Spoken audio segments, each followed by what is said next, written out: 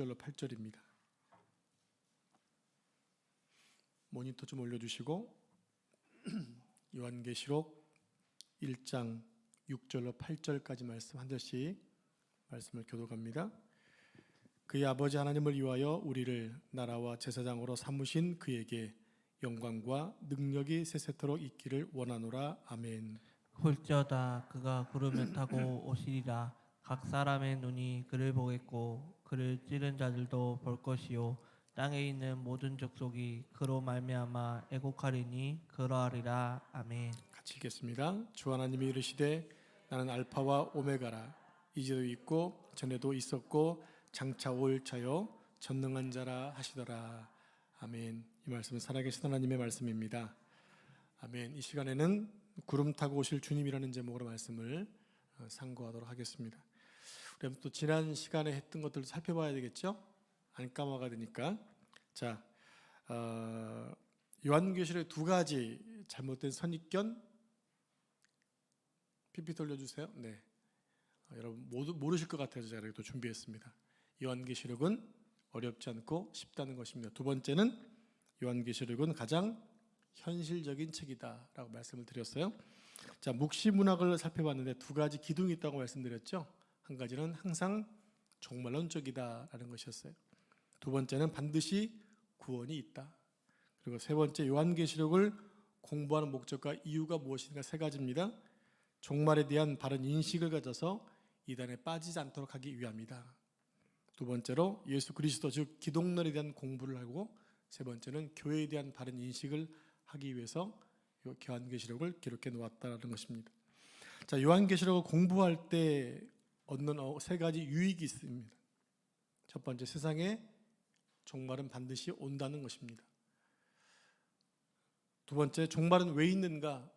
우리가 종말이 와야 새 하늘과 새 땅에서 영원히 살 수가 있기 때문입니다. 세 번째는 천국은 예수 그리스도를 믿는 자만 들어간다는 것입니다. 아무나 들어가는 게 아니라 오직 예수님을 믿는 자만 들어간다. 지난주 공부했던 거죠. 봉인된 계시를 뗄 자가 누구인가? 바로 일찍이 죽임을 당하신 어린 양이신 예수 그리스도가 봉인된 것을 뗀다. 자, 요한계시록을 쉽게 알아듣지 못하게 기록한 이유가 뭘까요? 세 가지입니다. 우리 인간의 이성으로는 상상할 수 없게 하기 위함입니다. 즉 새하늘과 새 땅을 본 적이 없기 때문에 상상할 수가 없는 거죠. 두 번째로 고난당하는 성도들을 위로하기 위함이다.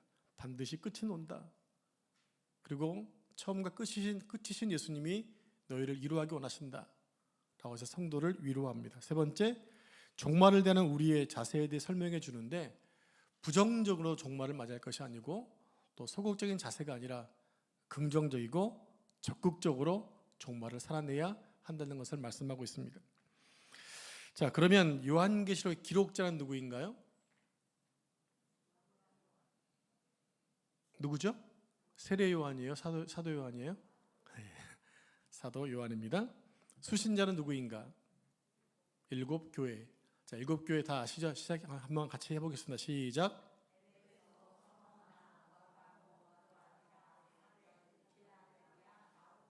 우리 정호가 여러분을 위해서 서비스 해줬습니다.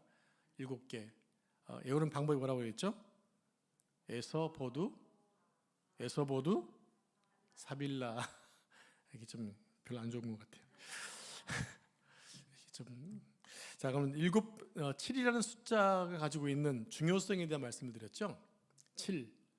요한계시록에는 7이 주제 역할을 한다라고 말씀드렸어요. 7교회, 그리고 7인, 7 나팔, 7 대접, 그리고 7개의 축복의 말씀이 있다고 말씀드렸어요. 구약으로 가보면 안식일이 7째 날이잖아요. 그죠? 그리고 또 7.7절, 그리고 7.7절이 7번 반복되면 그 다음으로는 희년이 있습니다. 또 하나님의 절기가 7개예요. 그리고 가나안 족속이 7족속입니다. 그래서 7은 무엇을 얘기한다고 그랬습니까? 온전한 수이고 충족의 수다라고 말씀을 드렸죠. 자, 7교회라는 말에는 두 가지 중요한 뼈대가 있다고 말씀을 드렸어요. 첫 번째, 7교회는 가상의 교회가 아니라 역사에 실제했던 교회다. 그래서 지난주 여러분들 7개의 교회의 터를 보여드렸죠. 기억나시나요? 여러분 핸드폰으로 보시면 언제든지 검색할 수 있으니까 보시기 바랍니다. 자, 두 번째로 7교회는 모든 세대의 교회를 다 포함한다. 그래서 오늘날의 우리 교회와 개인적으로 나도 포함하고 있다고 말씀을 드렸습니다. 자, 다음으로 요한계시록의 기록 목적 3가지를 다시 말씀드리면, 예수님이 진리에 충성하셨던 것처럼 오늘날의 교회도 진리에 충성해야 한다는 겁니다. 진리가 무엇입니까? 하나님의 말씀입니다. 두 번째 목적은, 요한계시록은 예수 그리스도의 계시로서 반드시 속히 일어날 일을 기록하고 있다.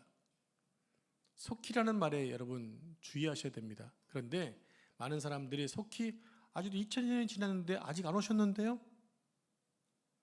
이것은 지난 사람들의 얘기고 우리한테는 당장 내일도 임할 수 있다는 거예요. 여러분, 주님이 언제 오실 것 같습니까? 제가 볼 때 내일은 안 오실 것 같아요. 아직 미국이 아직 안 망했기 때문에 아직은 아닌 것 같아요. 왜냐하면 성경 보면 미국이 망하게 돼 있거든요. 아직까지는 미국이 건재하는 거 보니까 아직 내일은 아닌 것 같아요. 자, 세 번째 목적은 역사 속에서 반드시 오고야 말 종말이 있음을 전하면서 어려움 중에 있는 우리를 위로하고 다독이시기 위해서 요한계시록을 기록해 놓았다. 여러분, 그렇다면 요한계시록은 우리가 자주 읽어야 될 말씀입니까? 아니면 피해가야 될 말씀입니까? 예, 반드시 읽고 공부해서 우리가 위로를 받아야 될 말씀이라는 겁니다.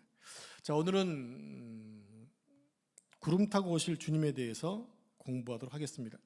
그 전에 이런 질문이 갑자기 찬양하는데 생각이 났어요. 여러분은 예수님이 언제 오시면 좋겠습니까? 여러분의 생각이 여러분은 언제 오시면 좋겠습니까? 성령 충만할 때? 네. 새로운 질문이에요. 새로운 답이에요. 제가 생각했던 것은, 이 세상이 삶이 나름대로 좀 성공해서 잘 살고 있는 사람이 재림을 기다릴까요? 아니면 너무 삶이 힘들어서 하루하루 사는 게 힘든 사람이 재림을 더 기다릴까요? 근데 그러고 싶지는 않으시죠? 그렇게 죽을 만큼 힘든 상황이 돼서 예수님의 재림을 기다리고 싶지는 않으시죠? 그런데 우리 이제 전 세계를 보면 우리 한국은 영적으로 많이 복을 받은 나라이기도 하고 또 실제적인 삶 가운데서도 아주 행복하게 살고 있는 나라입니다. 이것이 과연 축복일까? 네, 분명히 복은 맞습니다. 그러면 내가 예수님을 믿기로 결정하면 가족에서 버림당하고 생명의 경각에 달려야 될 위험에 처해지는 나라에서 예수님을 믿는 사람이 기다리는 그 종말은, 재림은 어떠할까요? 자, 이렇게 했을 때 또 한 가지 질문을 해봅니다. 그러면 너무나 고통 중에서 재림을 기다리는 사람이 더 복 있는 걸까요? 아니면 너무 평온해서 너무 평안해서 주님이 언제 오시는 상관없다고 기다리는 사람이 더 복을 받을까요? 어떤 것 같습니까? 궁극적으로 이 땅에서 받는 복을 누리는 것은 한정되어 있잖아요. 우리가 영원히 누려야 할 복은 하늘나라에서 받기 때문에 저는 지금 당장 너무 힘들어서 그 재림을 매일매일 손꼽아 기다리는 사람의 신앙이 훨씬 더 복이 있는 게 아닐까라는 생각을 해보게 되는 거예요. 지금 이 상황이 지금 어느 상황이냐? 로마 시대 초대교회 복음을 들었던 당시에 사람들이 이런 의식 속에 있었다고 하는 거예요. 그러니까 얼마나 큰 위로가 많이 필요하겠어요. 그래서 이 계시록의 말씀을 받았던 많은 사람들이 이 책을 회람하면서 서로 힘있게 하나님을 의지했다고 하는 것입니다. 자, 6절에 보면 우리를 나라와 제사장으로 삼으셨다라는 말씀이 나옵니다. 우리를 나라와 제사장으로 삼으셨다. 근데 이 뜻을 정확히 이해하려면 5절의 하반절 말씀을 봐야 돼요. 자, 성경 PPT 올려주실래요?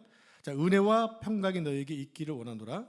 우리를 사랑하사 그의 피로 우리 죄에서 우리를 해방하시고라는 구절을 보셔야 되는데, 사실 이 말씀에는 우리 그리스도인들이 반드시 알고 있어야 될 핵심적인 교리가 모두 포함되어 있다고 하는 거예요. 무엇인가 볼래요? 하나님이 이 세상을 섭리하시고 역사하시고 또 경륜 그리고 이끌어 가십니다. 통치하십니다. 그런데 그 통치하시고 인도하시는 그 바탕 가장 밑에는 무엇이 담겨져 있는가라는 거예요. 바로 하나님의 사랑이라고 하는 거예요. 하나님이 인류를 사랑하셨기 때문에 만드셨고, 그리고 사랑하시기 때문에 결국에 인류를 종말을 맞게 하시는 겁니다. 그리스 신화에 사람 그 신 이름이 기억이 잘 안 나는데 갑자기 생각이 나서 그렇습니다. 여신이 제우스의 딸이 아주 멋진 남자 젊은이를 사랑했어요. 근데 제우스가 보기에 인간과 신이 결혼할 수가 없잖아요.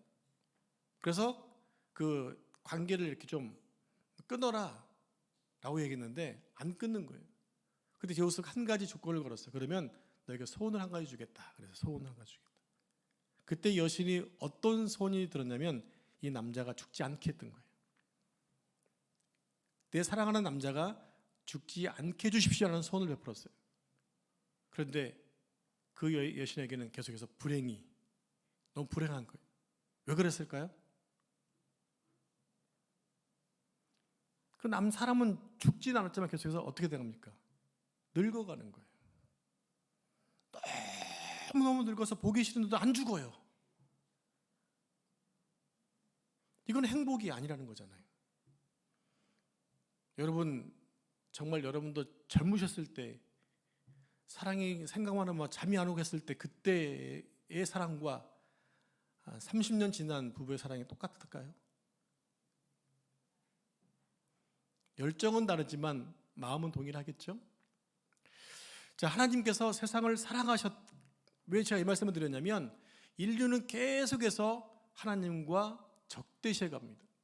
하나님을 더 버리고 더 죄를 짓고 나갑니다. 결국 이 동성이라는 것이 얼만큼 지금 전 세계에 팽배해 있습니까? 하나님은 그걸 놔두는 것이 사랑이 아니라는 거죠. 그러므로 하나님께서 이 땅에 종말을 주시는 것이 세상을 사랑하신 하나님의 마음이라고 하는 거예요. 창조도 사랑이었고 마지막도 사랑인 것입니다. 그러니까 하나님은 사랑이시다. 이 말씀이 최고의 가치라고 하는 거죠. 하나님이 왜 역사를 운행하십니까? 왜 하나님이 경륜을 펼치시는 것인가요? 그것은 세상을 사랑하고 인류를 사랑하시기 때문에 모든 것들을 섭리하시는 것이거든요. 그래서 하나님의 사랑이 우리의 신학과 신앙의 인식으로 들어오지 않으면 우리는 하나님을 잘못 섬기고 있는 거예요. 그리고 이어서 두 번째 말하는 게 뭐냐면 그리스도의 피가 나오죠. 그리스도의 피가 말씀 좀 떼주세요. 그리스도의 피가 나오는데 이것은 그거 말고 아까 말씀 사랑하사 했고 두 번째가 그의 피로 우리를 죄에서 구속하신다. 이어서 그리스도의 대속의 교리를 말하고 있어요. 그러니까 사랑, 또 하나는 보혈, 대속의 원리입니다. 이것이 우리 신앙의 매우 핵심적인 아주 중요한 핵심 가치라고 하는 것이죠. 그 다음에 예수님의 사랑에서 피를 흘리신 결과로 우리를 죄에서 자유케 하신 일에 대해서 말하고 있는데, 그런데 하나님께서 우리를 사랑하시는 그 깊이와 또 높이와 넓이가 상상할 수 없기 때문에 우리 하나님의 그 사랑을 온전히 이해하기가 어렵다고 하는 거죠. 우리가 그 사랑을 이해하기 어려워도 하나님의 사랑은 변함이 없다고 하는 거예요. 그 사랑 속에 지금 우리가 거하고 있다는 얘기죠. 여러분, 공기가 얼만큼 중요합니까? 공기는 너무 중요하죠. 그런데 우리는 평상시에는 공기의 소중함을 모르고 삽니다.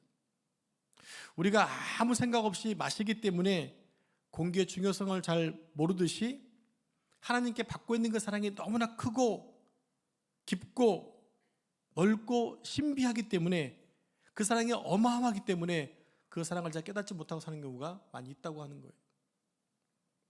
자, 예를 들어 누군가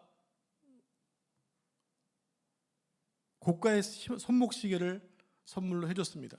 그것이 100만 원짜리였어요. 그러면 그 시계의 가치는 얼마인 거죠? 이해를 잘 못하셨나 봐요. 누군가 100만 원짜리 시계를 저한테 사줬다는 얘기입니다. 그러면 시계가 얼마짜리인 거예요? 100만 원짜리 가치가 있는 거예요. 마찬가지로 하나님이 어두운 권세 밑에 살고 있는 우리를 위해서 예수님을 주셨다면, 그 값을 지불했다면 그 값은 얼마의 가치가 있냐는 얘기예요. 말로 표현할 수 없는 가치 아니겠습니까? 그래서 우리를 예수님 짤이라고 얘기하는 거예요.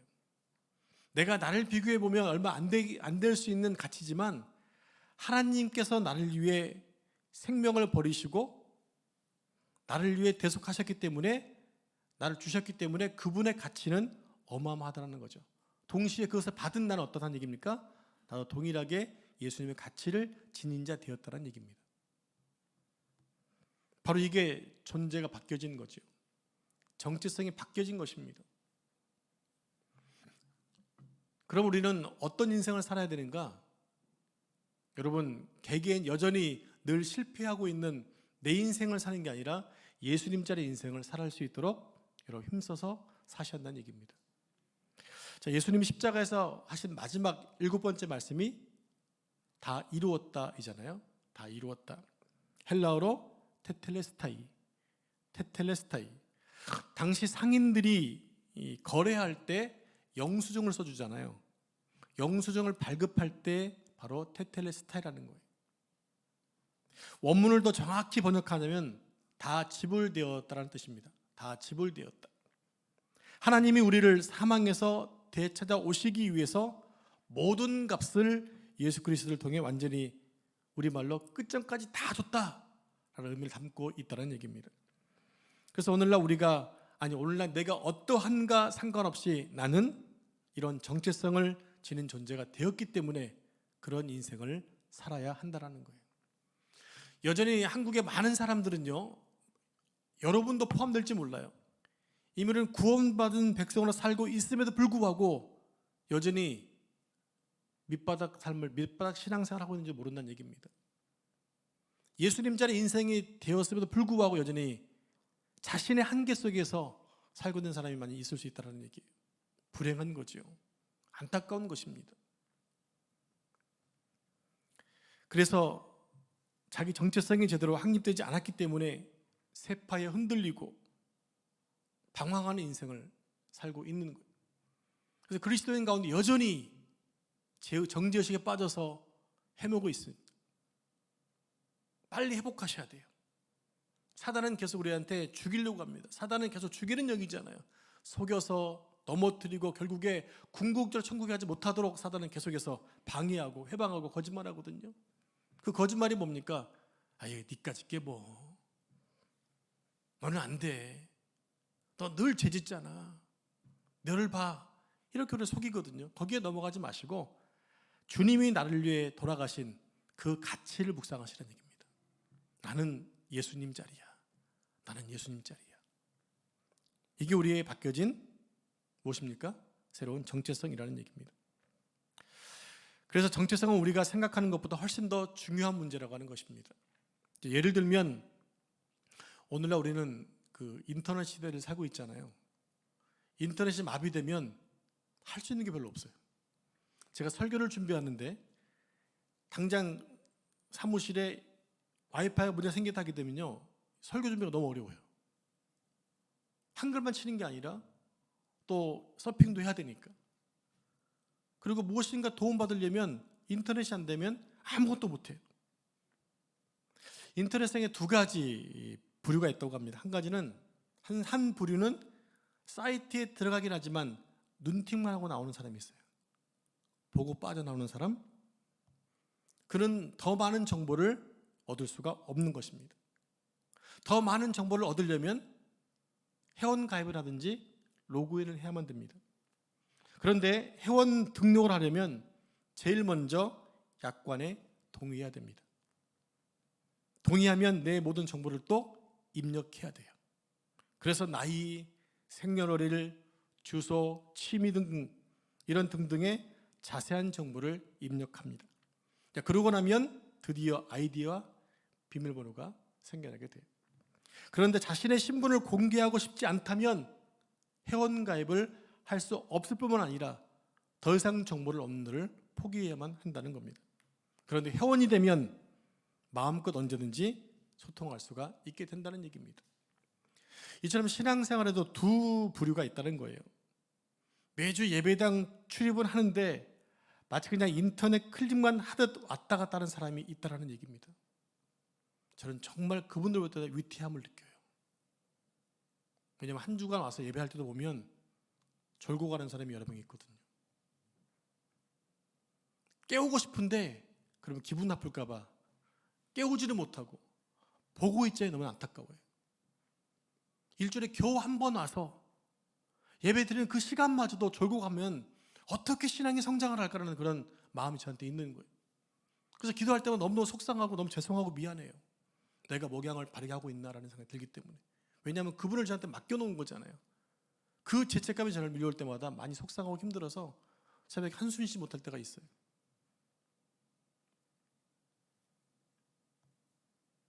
반면에 회원 가입을 하면 때에 따라서 가입비를 내야 할 때도 있지만 회원으로서 의무가 발생하게 됩니다. 이 의무를 이행할 때 권리도 주장할 수 있습니다. 오늘날 많은 성도들의 신앙생활을 보면 하나님을 깊이 누리지 못하는 분들이 많거든요. 또한 반면에 많은 사람 보면 거의 대부분의 사람들이 예배를 사모하고 은혜가 거하려고 애쓰는 분들이 많이 있는 것 너무 감사해요. 하지만 한두 명이라도 낙오되는 것이 너무 속상하기 때문에 여러분들 주일날 오시는 분들 이렇게 기도를 많이 해주시기를 바라겠습니다. 우리는 지금 내가 어느 수준에 와 있는지를 보셔야 됩니다. 나는 내 신앙은 안전한가? 내 신앙은 주님께 칭찬받을 만한가? 여러분 기회는 항상 있는 게 아니에요. 아까 말씀드렸습니다. 주님은 내일은 안 오실지 모르지만 그 다음 날은 모르잖아요. 그러니까 속히 오신다 하셨기 때문에 우리가 늘 종말론적인 삶을 매 순간 살아야만 돼요. 에녹이 무드셀라 자식을 낳고 나서 그 아들이 죽으면 종말이 온다고 그랬는데 그 하루하루 보는 것이 얼마나 위태하고 힘들었겠습니까? 그러니까 그는 결국에 깨어 있었던 거지요. 그래서 나머지 300년 동안 하나님과 동행하는 삶을 살 수밖에 없었던 거예요. 그게 그에게는 축복이 되었다고 하는 거죠. 자, 하나님 아버지께서는 독생자 예수 그리스도를 십자가에 내어주시고 그 값으로 우리를 사셨습니다. 그러나 이것이 다가 아닙니다. 6절에 보니까 우리 아버지 하나님을 위하여 우리를 세우신 것이 있어요. 나라와 제사장을 삼으셨다는 겁니다. 우리 6절 말씀 같이 합독하겠습니다. 시작. 그의 아버지 하나님을 위하여 우리를 나라와 제사장으로 삼으신 그에게 영광과 능력이 세세토록 있기를 원하노라. 여기서 우리를 나라와 제사장 말씀드렸죠. 나라는 헬라어로 바실레이아, 즉 왕국을 얘기합니다. 왕국. 성경에서 이 바실레이라는 개념을 사용할 때는요, 중요한 핵심 가치가 있어요. 첫째 핵심 가치는 우리 개인을 나라로 부르셨다는 겁니다. 나라가 단수가 아니라 복수잖아요. 근데 우리 개인을 나라로 부르셨어요. 이 말은 우리가 누구의 소속인가, 또 누구의 통치 아래 있는가 말하는 것입니다. 여러분, 우리는 누구의 소속입니까? 하나님, 예수 그리스도 소속입니다. 누구의 통치 아래 있습니까? 하나님 통치 아래 있습니다. 그러니까 하나님 나라에 있다는 얘기가 뭐냐면 하나님 나라에 임했다는 얘기는 하나님의 통치가 이 땅에 임했다는 얘기예요. 거기에 내가 포함되어 있으면 나도 하나님의 통치를 따르는 자가 되어진다는 얘기죠. 자, 예를 들면 대한민국 정부의 통치가 임하는 곳이 어디까지입니까? 당연히 대한민국은 당연하고요. 대한민국 정부에 보냄받은 각 나라의 한국 대사관까지는 다 대한민국 통치가 임하는 것입니다. 이것이 하나님이 우리를 사랑하사 아들의 피값을 주고 사셔서 자유케 하시어 하나님 나라로 삼으셨다는 본뜻인 거예요. 그런데 그 통치가 미치지 못하시는 곳이 아무데도 없다는 얘기입니다. 한국의 통치는 한계가 있지만 하나님의 통치는 영원하고 끝이 없다고 말씀하시는 겁니다. 자, 우리가 예전에는요, 어둠의 통치 아래 있었습니다. 그런데 예수님의 십자가 사역으로 인해 우리가 하나님께 속한 자가 되었기 때문에 이제는 악의 통치를 받는 것이 아니라 하나님의 통치를 받는 자 되었다는 얘기입니다. 두 번째 핵심 가치는 우리를 제사장으로 삼으신 거예요. 제사장으로 삼으셨다. 첫 번째 뭐였다고 그랬습니까? 나라, 왕국. 두 번째는 제사장입니다. 자, 구약 성경에서 제사장은 하나님과 인간 사이의 중보자 역할을 감당했습니다. 그런데 예수 그리스도가 십자가에서 값을 지불하신 이후로부터는 인류 역사의 영원한 구원의 완성을 의미하는 하나의 큰 사건이 성소에서 일어나게 되죠. 무슨 사건입니까? 성소와 지성소를 맡고 있던 그 휘장이 위에서부터 아래까지 쫙 찢어진 것입니다. 사람이 찢어진 게 아니에요. 여러분 성막 체험 그때 가보셨죠? 얼마큼 두껍던가요? 삼손도 그거 못 찢습니다. 그거는 몇 겹이 몇 개 짜서 만든 거기 때문에. 근데 하나님께서 위에서부터 아래까지 찢으시는 거예요. 즉 주님께 나오는 길을 사람이 만든 것이 아니라 하나님이 내주셨다는 의미예요. 우리는 그 은혜 속에 있는 자들입니다. 결국 구원은 우리의 힘으로 얻는 것이 아니라 하나님의 능력으로 입게 된다는 얘기입니다. 우린 그런 자가 된 거예요. 예수님이 모든 사명을 마치시고 운명하시자마자 그 현상이 일어났습니다. 그래서 우리에게 새롭고 산 길이 활짝 열리게 되어진 거예요. 그 길은 인간의 중재가 필요하지 않고 오직 그리스도의 피의 공로를 입어 나아갈 수 있는 제사장이 되었다고 하는 것입니다. 자, 7절에 보니까 이제 볼지어다 그가 구름을 타고 오시리라고 말씀합니다. 이게 누가 한 말인가요? 지금 사도 요한이 보고 한 말이에요. 그가 볼지어다 그가 구름을 타고 오시리라. 여기서 갑자기 볼지어다가 왜 들어가 있을까요? 이것은 경각심을 주는 것입니다. 아이들이 막 떠들고 하게 되는 분위기가 산만하니까 눈 뜨세요. 주목하는 거 똑같습니다. 다시 분위기를 사잡기 위해서 자 주목하는 거 똑같습니다. 자 볼지어다 하는 얘기가 바로 그런 얘기예요. 자 지금 이 요한계시록을 받고 있는 7 교회들은 아주 극심한 위기와 환란 속에 있었습니다. 그때 말씀드렸죠. 노마 당시에 길 들어가는 조합원에 가입할 수가 없었어요. 그러면 경제 활동이 안 돼요. 대출을 받으면 50% 이상의 대출금을 갚아야 돼요. 무엇을 살 수가 없어요. 경제 활동 완전히 꽝입니다. 그것뿐만이 아니에요. 90년대 이후부터 65년부터 시작을 해서 네로 황제 때부터 기독교는 계속해서 핍박을 당했습니다. 정치적으로 힘들지요. 경제적으로 힘들지요. 피할 길이 없는 거예요. 그 위기 속에 있는 그들에게 경각심을 주는 것. 너 그러다가 잘못하면 넘어간다. 계속 말씀에 주의해야 된다라고 이 말씀을 하고 있는 것입니다. 그 다음에 오늘 설교의 제목인 것처럼 구름을 타고 오신다라는 말씀입니다. 이 말씀은 헬라어로 메타톤 네펠론이라는 어구입니다. 메타톤 네펠론. 이 말은 구름과 함께라는 의미예요. 구름과 함께. 즉 무엇입니까? 우리 한글 성경처럼 예수님이 구름 타고 손오공처럼 내려온 것이 아니라는 얘기예요. 구름과 함께 임하신다는 말씀이에요. 성경에서 구름은요 신적 영광과 임재의 상징으로 사용되었습니다. 여러분 광야에서 성막을 6개월 동안 만들고 난 이후에 성막에 뭐가 임했죠? 구름이 임했습니다. 하나님의 임재가 임한 것이에요. 또 모세가 시내산에 올라갔을 때 빽빽한 구름이 시내산을 덮었어요. 하나님께서 시내산에 임재했다는 말씀이에요. 그래서 성경의 구름은 하나님의 임재의 상징으로 자주 사용되고 있습니다. 그러므로 구름과 함께 오시는 그리스도의 임재는 예수님이 사랑해서 시작했던 이 인류의 역사가 예수님에 의해 종결된다는 의미를 담고 있는 것입니다. 예수님이 구름과 함께 오신다는 말씀은 한마디로 역사를 끝내러 오신다는 거예요. 그러면 인류 역사가 끝나면 우리에게는 어떤 세계가 열리느냐? 영적 세계가 열리는 거죠. 새로운 신천지를 살게 된다는 얘기입니다. 이 신천지란 말을 쓰기 참 곤란해요. 여러분 잘 이해하실 수 있으시죠? 고신선지가 아니에요. 자 이제 알파와 오메가로 말씀하시는데 우리 7절 말씀 같이 합독할까요? 7절 시작. 각 사람의 눈이 그를 보겠고 그를 찌른 자들도 볼 것이요 땅에 있는 모든 족속이 그로 말미암아 애곡하리니 그러하리라. 자 이제는 이 말씀을 생각해 보면 어떤 생각이 드냐면요.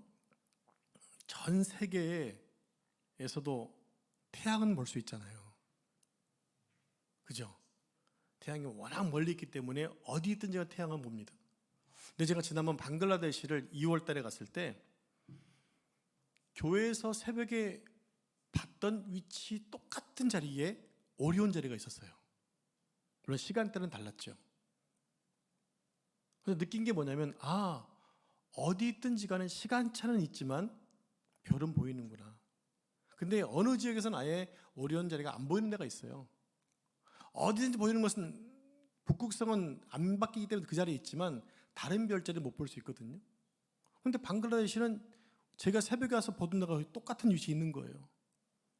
이것을 접목시켜 보면 예수님이 구름과 함께 임하실 때 전 세계에서 그분을 못 볼 수 있는 사람은 없다는 얘기입니다. 다 볼 수 있다. 그게 공평한 거 아니겠어요? 하나님이 대한민국 사랑하신다고 대한민국에만 볼 수 있다 이러면 이건 불공평한 거잖아요. 근데 모든 인류가 주의 재림을 볼 수가 있다라고 하는 거죠. 그러니까 각 사람의 눈이 그를 보겠다라고 말씀한 거예요.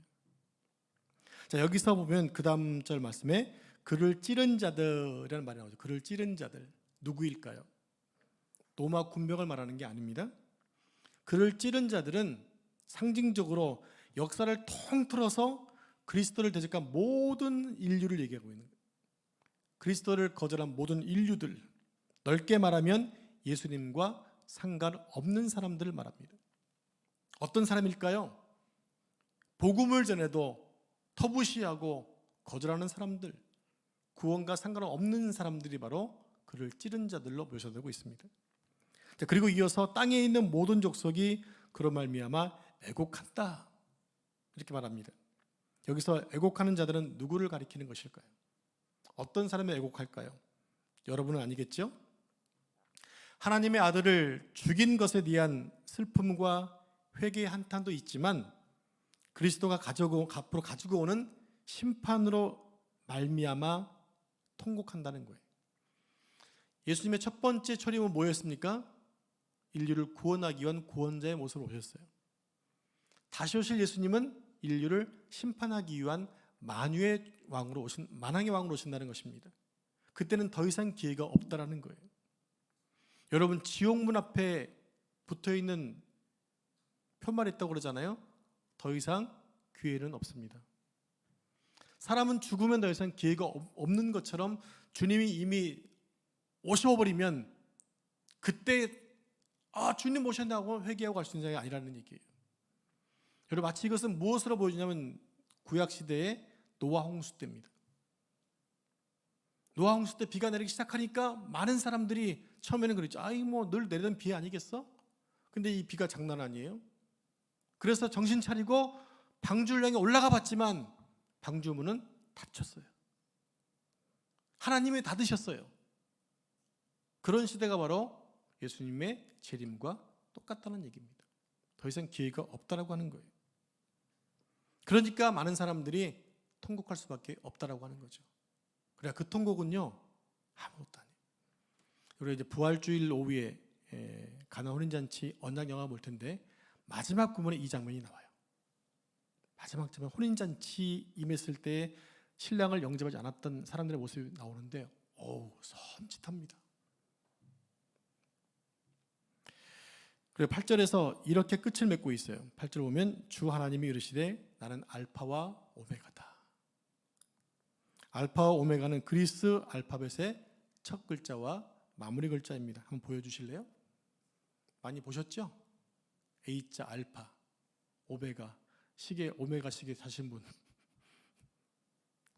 이 말씀은 나는 시작을 했으면 반드시 그것을 끝낸다는 신적 의지의 표명입니다. 반드시 끝내겠다. 여러분, 시작은 이미 됐잖아요. 인류 역사가 지금 6천년인데 6천년 전에 인류가 시작되었습니다. 지금 진행 중입니다. 반드시 끝날 날이 오고 있다는 얘기입니다. 이런 하나님의 의지 앞에서 우리가 세상 방식으로 거칠게 표현한다면 우리가 마치 좀 개판으로 살아도 우리를 향한 하나님의 구원 계획은 변경되거나 취소되지 않는다는 의미예요. 그 사랑이 얼마나 감사합니까?